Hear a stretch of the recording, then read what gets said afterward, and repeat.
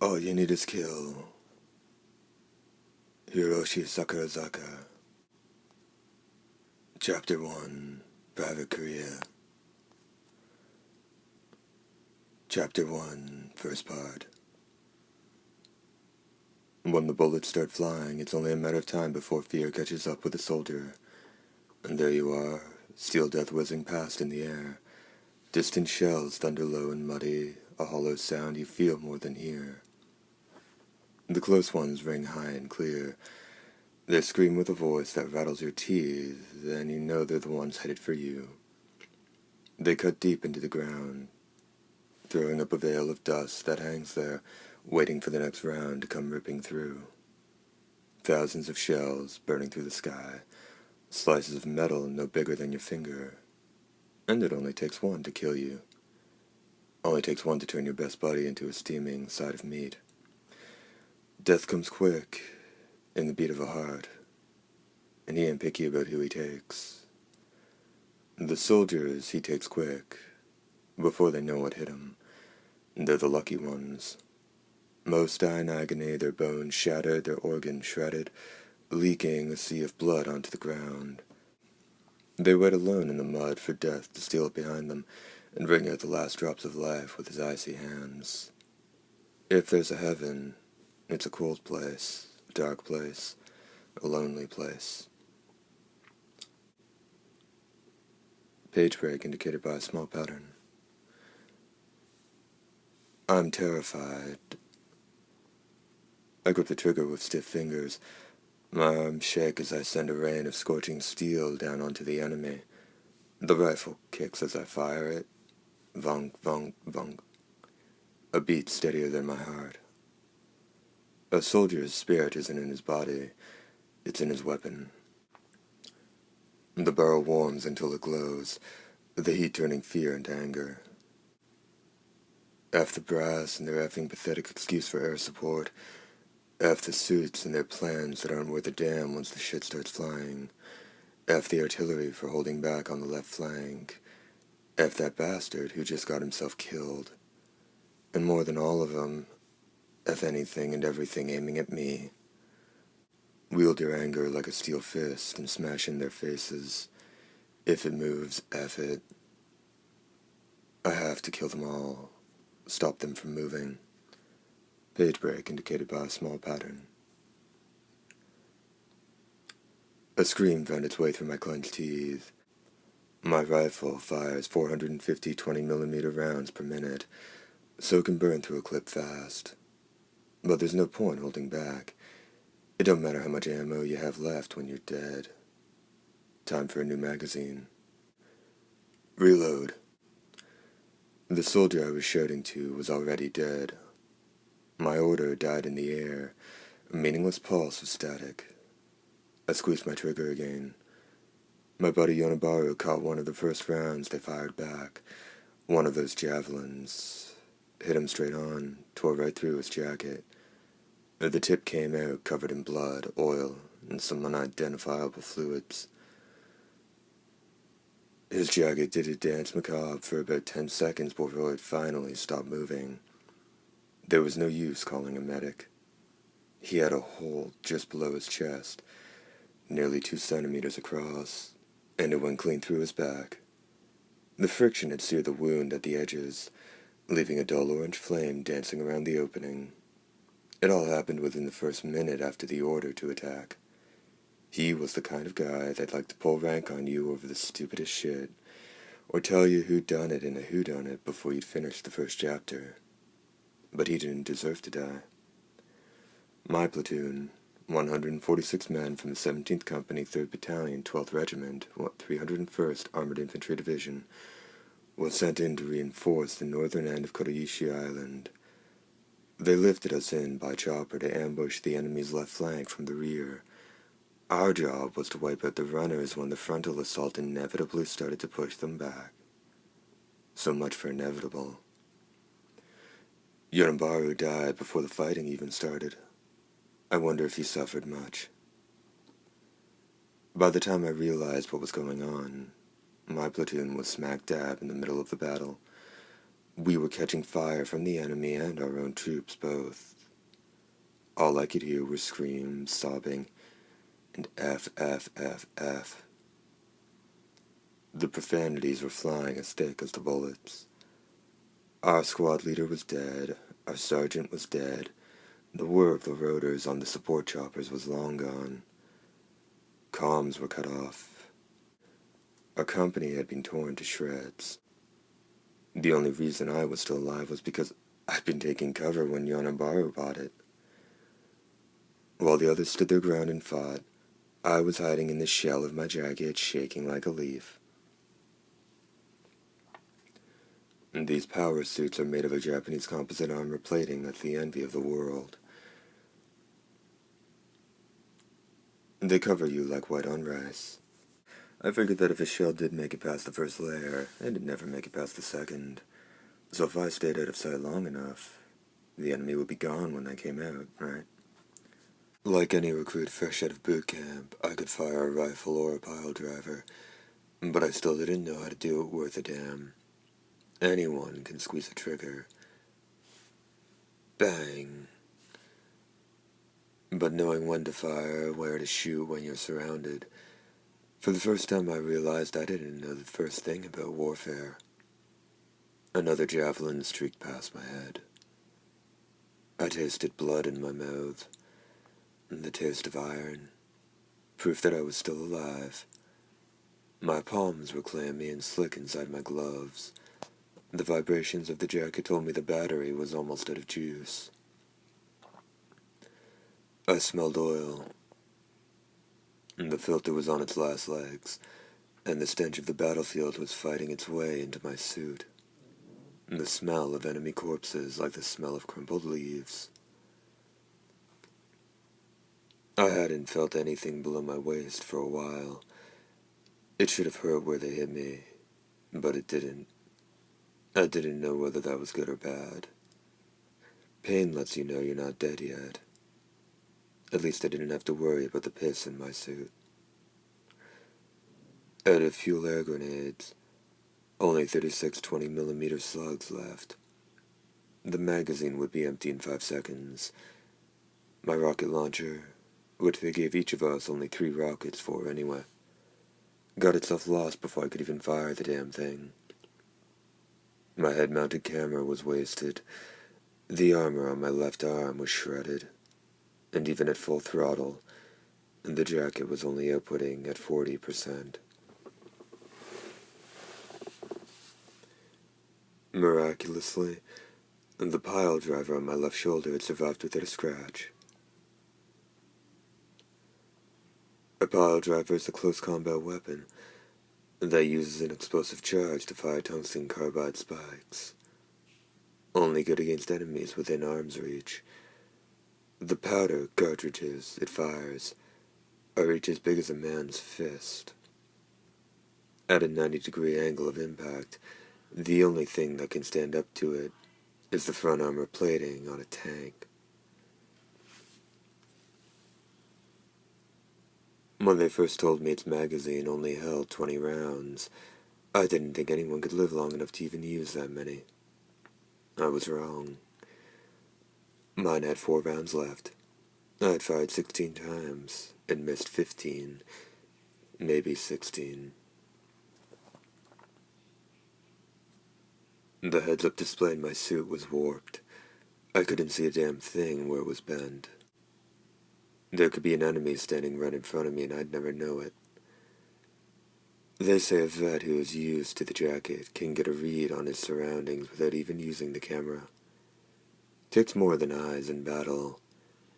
You have to feel the impact passing through layers of ceramic and metal, and into your body. Read the pull of the trigger. Feel the ground through the soles of your boots. Take in numbers from a kaleidoscope of gauges, and know the state of the field in an instant.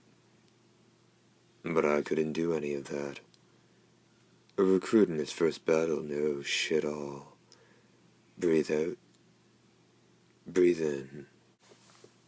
My suit was rank with sweat. A terrible smell. Snot was seeping from my nose, but I couldn't wipe it. I checked the chronometer beside my display. 61 minutes had passed since the battle started. What a load of shit. It felt like I'd been fighting for months. I looked left, right, up, down. I made a fist inside one glove. Can't use too much strength, I had to remind myself. Overdo it, and my aim would drift low. No time to check the Doppler. Time to fire and forget. Thack, thack, thack, thack, thack. A cloud of dust rose. The enemy's rounds seemed to ride the wind over my head, but mine liked to veer off after leaving the barrel, as if the enemies simply willed them away. Our drill sergeant said guns could be funny like that. You ask me? It seems only fair that the enemy should get to hear shells screeching down on them, too. We should all have our turn feeling death's breath on the back of our neck, friend and foe alike. But what would death's approach sound like to an inhuman enemy? Did they even feel fear? Our enemies, the enemies of the United Defense Force, are monsters. Mimics, we call them. My gun was out of bullets.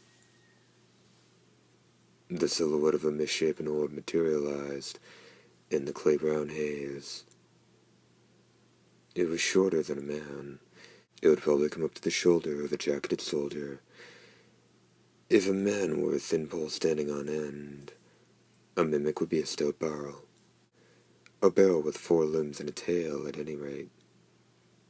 Something like the bloated corpse of a drowned frog, we like to say.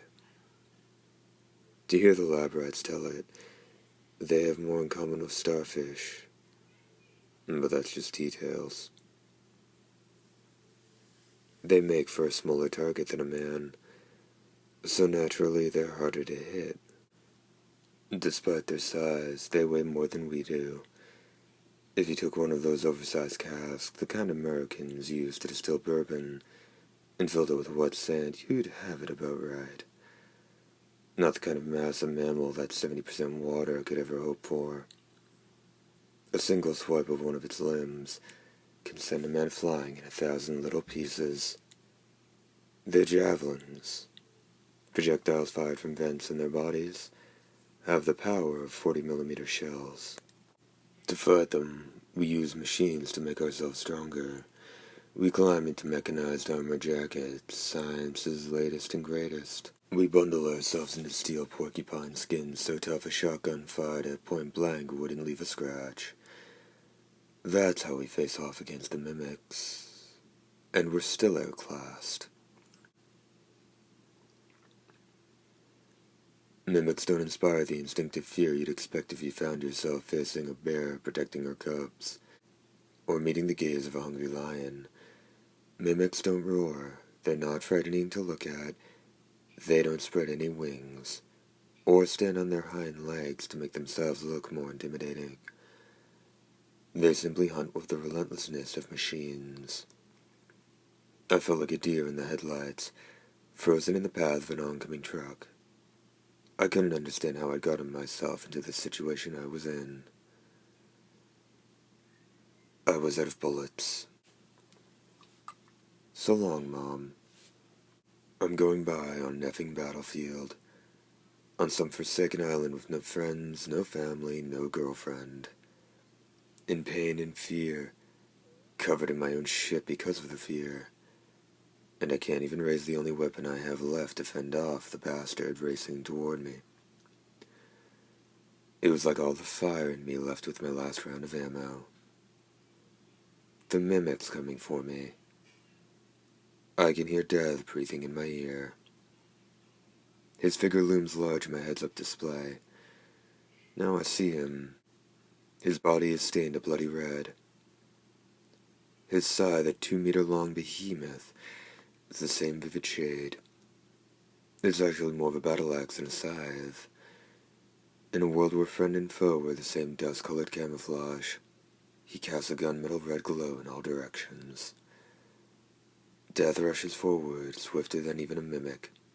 A crimson leg kicks and I go flying. My armor is crushed. I stop breathing. The sky becomes the ground.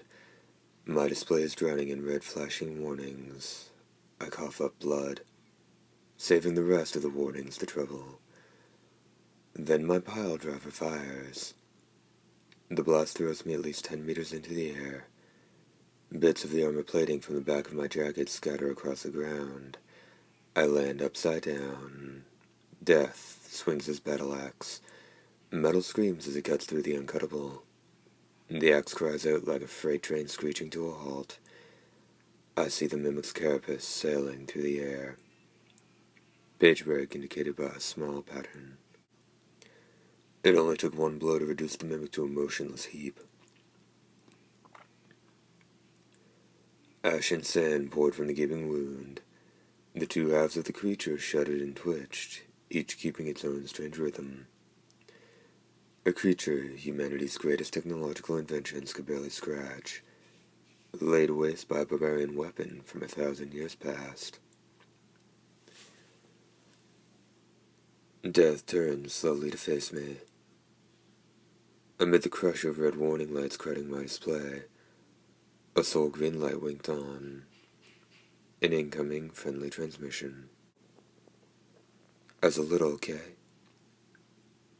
A woman's voice. Impossible to make it out of the noise. I couldn't stand. The jacket was spent, and so was I. It took everything I had left just to roll right side up.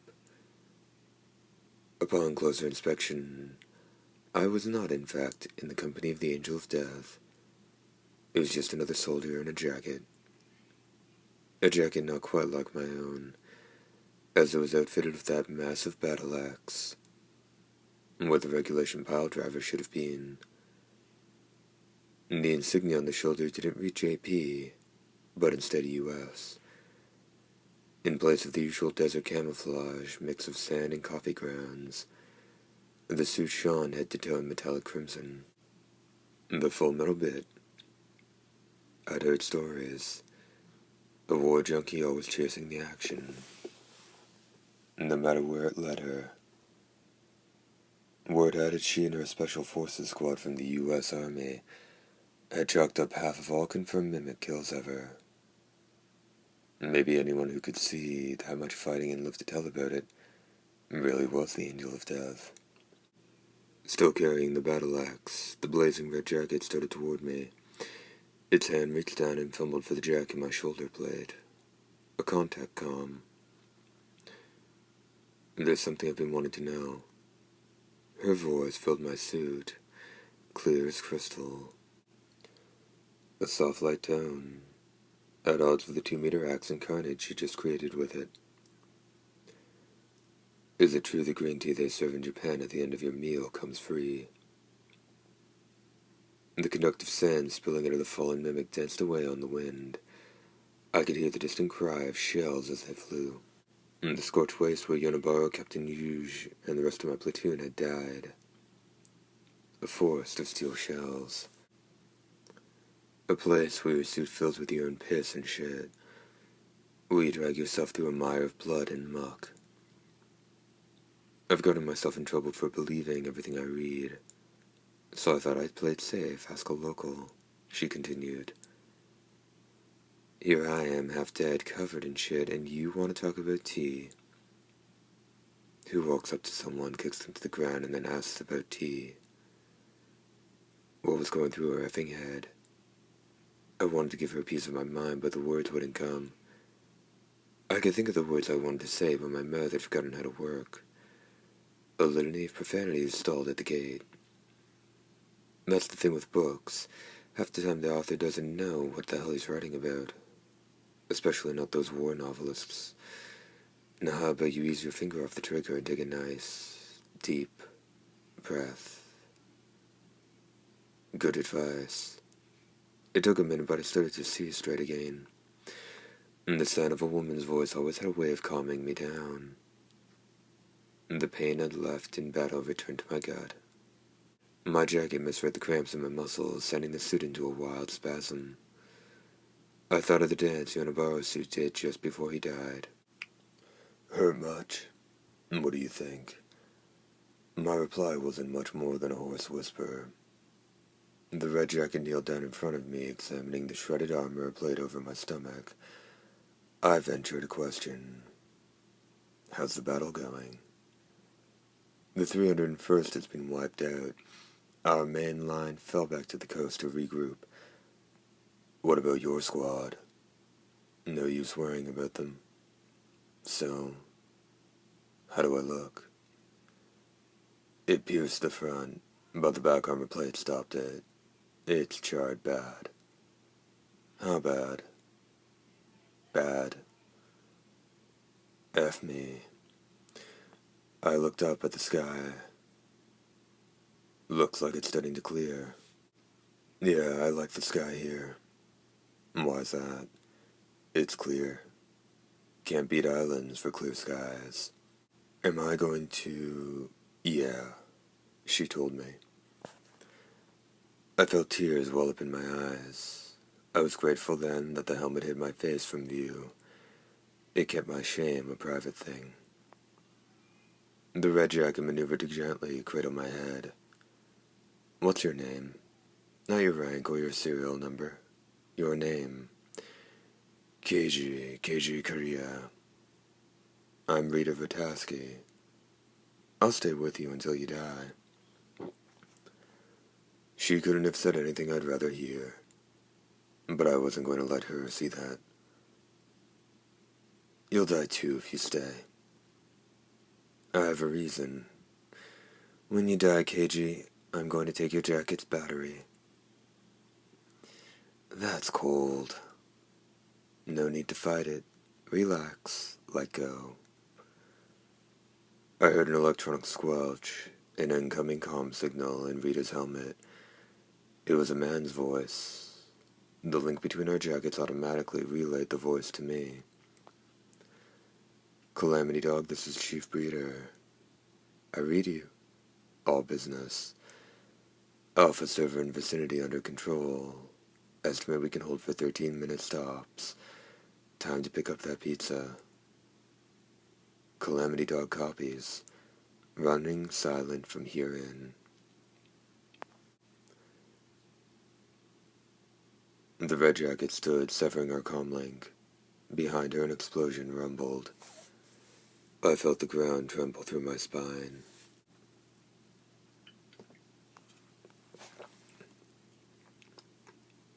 A laser-guided bomb had fallen from the sky.